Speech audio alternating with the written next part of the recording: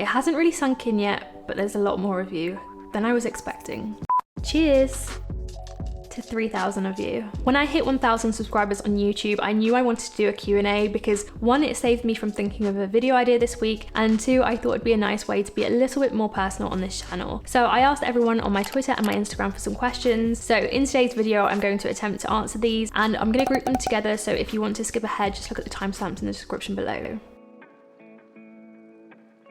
What motivated me to start making videos? Why did I start the page? So I don't mean to sound like a walking cliche, but I've always been really intrigued by YouTube, and it's something that I've always wanted to do. But the thing that always held me back was just a lack of confidence. I was really scared to put myself out there. I guess what motivated me to kind of overcome that was the fact that I had been unemployed for 8 months during COVID. I had a lot of free time on my hands, and I was on social media watching people do their own thing, and it kind of made me realize, why am I holding back? Even if people I know do watch it, who cares? Does it really matter? I don't even talk to those people anyway. How I grew without a niche. So I don't really feel like I have grown without a niche. I feel like this is quite a funny question because I did Ali Abdaal's part-time YouTuber Academy, and something that came up time and time again was the fact that I had no niche. And I actually think Ali used to make fun of me a little bit because whenever he would talk about niche, he would allude to the fact that he was really talking about me. A debate we always have is, but how do I figure out my niche? How do I find out what to make videos about? I don't just want to be the yoga person. I want to be the yoga and personal development and skincare and productivity and Atomic Habits book review person. So his advice to me has always been niche down in order to blow up, but I've kind of ignored that advice, which I know is really stupid because I'm just really bad at niching down. I hate defining myself, so I've not done it, but I think it does help with growth. For example, obviously I got the shout outs from Ali, Thomas and Matt, and had I had a more niche channel about productivity, I reckon I would have grown much more than I actually did. If you did want to grow without a niche, I think it's just consistency, so showing up every single week or as much as you possibly can, trying to make good quality content, and obviously getting shout outs really does help. What is it like to have so much attention brought to you so quickly? It's very surreal. I think it was just a really crazy experience, and I think it was crazy not because of the attention itself, that didn't really faze me that much. It was more because it came from Ali, Matt Diavella and Thomas Frank. I think when they're three people that you really look up to and they're the ones who are giving you a shout out, that was just very overwhelming. I mean, Thomas Frank was the first YouTuber I ever subscribed to. Matt Diavella is the person who really does inspire my style of videos, and Ali is the one who inspired me to start making YouTube videos. So for the three of them all together to kind of help my channel grow was just, I don't even know how to explain it. It was just overwhelming and amazing. And even in terms of the attention that I got, what actually made me very emotional, I did actually cry, was that the attention was very positive. So everyone who watched that video ended up leaving really positive comments and feedback. I got a load of DMs that were really positive, and it was just one of the most amazing days ever. It was just crazy. It was really cool. Is getting a shout out a good thing, or does it add more pressure? Both. It's just a nice feeling to have your videos be recognized. I mean, Matt Diavella left a really nice reply to one of my tweets where he said that he could see how much hard work I'd put in my videos, and that really meant so much to me. I mean, this guy is a filmmaker and he said that. Yeah, so it's always nice to get a shout out because it's just a very validating experience. It does make you feel good. Does it add more pressure? Yes, 100%. The video that I released after that video that got the shout out, that video stressed me out so much, and I've not experienced stress with a video for a very long time. So it does add more pressure, but I would never say no to a shout out, and I would never not be grateful for that shout out because it was just amazing. And to have more people who now watch my channel is just such a lovely feeling. In some months I'll upload my first YouTube video. Would you do the same for others? 100%. So to some degree I already do try to help out small channels if I can. I think whenever you're a small creator yourself, you know how it feels, and you just want to help others and see others grow as well, because you just know how frustrating it can be when you're constantly making videos and you're not really getting many views for them. So I would always help other people, but having said that, and I don't want to sound mean here, but I think it also has to be quality content. I think it's really hard for you to you know, maybe give shout outs if you didn't think that person deserved it. Is it weird that I'm really out of breath while filming this video? I think I'm just talking too much. Have I met Ali in real life? No, I've not met Ali in real life yet. However, I am on a Zoom call with him almost every single week. I did his PTYA, which is YouTube Academy, but I'm also part of his inner circle, and I'm almost sort of part of the team as well. And I still get shocked whenever he says my name. But no, I really do want to meet him soon, and I'm hoping that maybe later this year, when things have eased up a lot, that I can make a trip to Cambridge with maybe a few other people and meet him and be a proper fan. What do I wish I did differently when I started? I wish I had thought my content out a little bit more. I started my YouTube channel just kind of making a video, thinking about the next week's video, then making another video, and I didn't really think about a load of ideas in one go, which looking back, that was really stupid because that's why my videos are so random to start with. I think I would have really considered whether making skincare videos was a good idea, because to this day I still get so many DMs asking for skincare advice. No matter how many times I say I'm not an expert, people just don't seem to listen. But I do feel like a lot of pressure when people ask me skincare questions, because I know how hard that journey is and I don't want to let somebody down or make things worse, and it's really, really hard. So I wish I'd thought about that a little bit more before I made those sort of videos. What's the most difficult and fulfilling part of YouTube? I think the most difficult part is definitely letting go of the idea of perfectionism and trying to be patient with your growth. It's something I struggle with fairly often. Most rewarding part is definitely the YouTube community. I have made so many online friends because of YouTube, and I'm so grateful for it. Even if I was to stop YouTube tomorrow, I know I wouldn't lose those friends, and so I feel like I've taken something so big away from YouTube already at such an early stage. I've made more friends on YouTube than I have in real life, ever. Period. What's my video making routine? Oh, that's a very long-winded question. I feel like I could sit here all day going into that. In a nutshell, I basically have set days for set things. So I tend to have 2 filming days in the week, 1 scripting day in the week, and then the rest of my time goes towards editing. And that just means that I'm kind of balanced in every single area of video making. How did I learn video production, especially creative establishing shots? Have I learned how to do creative establishing shots? Oh, I don't know. I guess how I go about filming videos or like learning how to do things is I just watch a lot of YouTube, and whenever I watch YouTube, if I see something that I like, I'll make a note of it and I'll try and understand how they've done something. So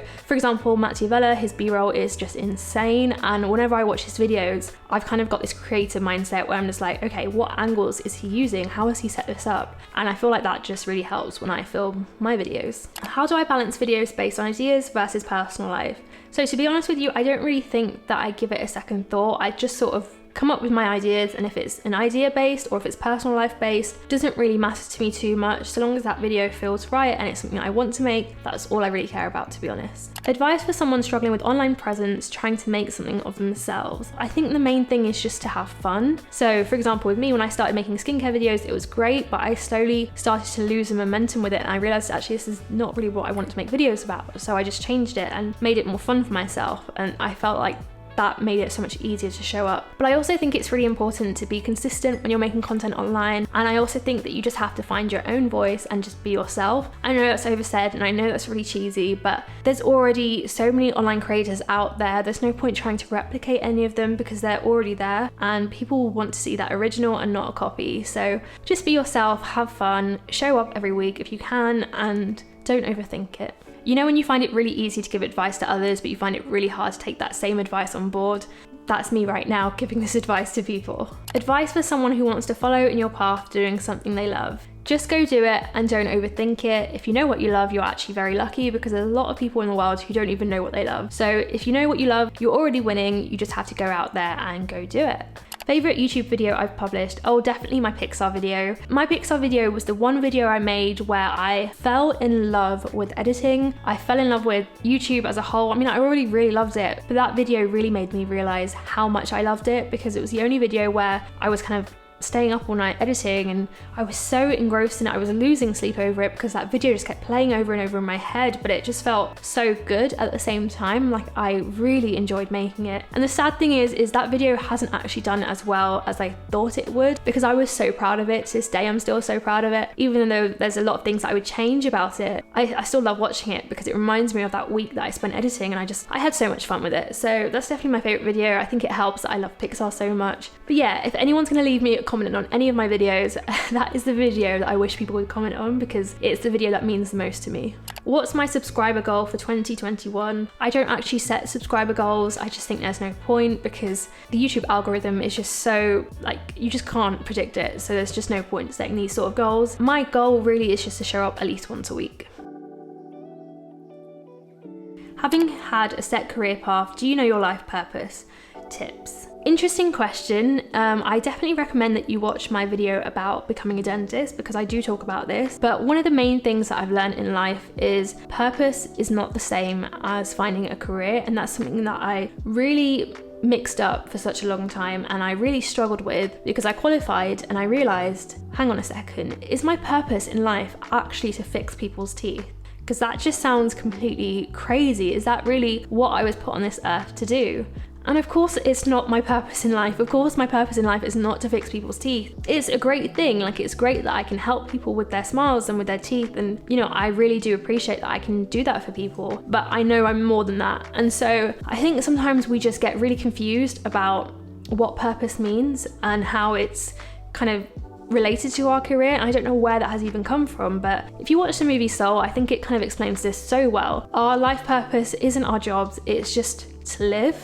And so, you know, that is what my life purpose is. It's just to be myself, it's to live, it's to show up in the world as I want to show up, and just to be who I am, and just to experience all that life has to offer. Becoming a dentist is what taught me that, and I'm glad I finally realized that lesson. So my advice would be to just let go of that idea of purpose and just to go live your life. How has being a dentist affected my social/family life? Is it uncomfortable? I don't think it has affected my family life or social life in any way. I guess one thing that I do find really frustrating is when you're South Asian and you're a dentist, it's seen as this like amazing thing, and that really frustrates me because I don't actually understand it. So I do get a little bit annoyed when, for example, I go to family functions and I get introduced as a dentist, and you know, you see people light up. I really resent that almost, because I know I'm more than just a dentist. I'd rather be respected and liked for who I am than for what I do.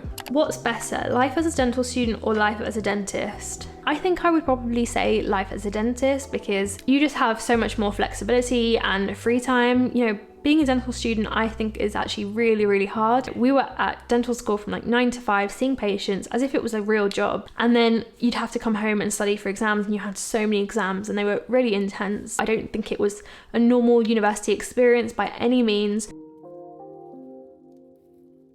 Digital versus handwritten notes. Digital doesn't feel right, but Ali said notes are useless. Okay, so you don't always have to listen to Ali. Ali can be a bit of a waste man, as he always says. If you prefer handwritten notes, then, you know, use your handwritten notes. That's absolutely fine. There's no right answer. When I went to university, I did a mix, so I did digital and handwritten note, and I think both of them were really valuable. I don't think those methods held me back in any way.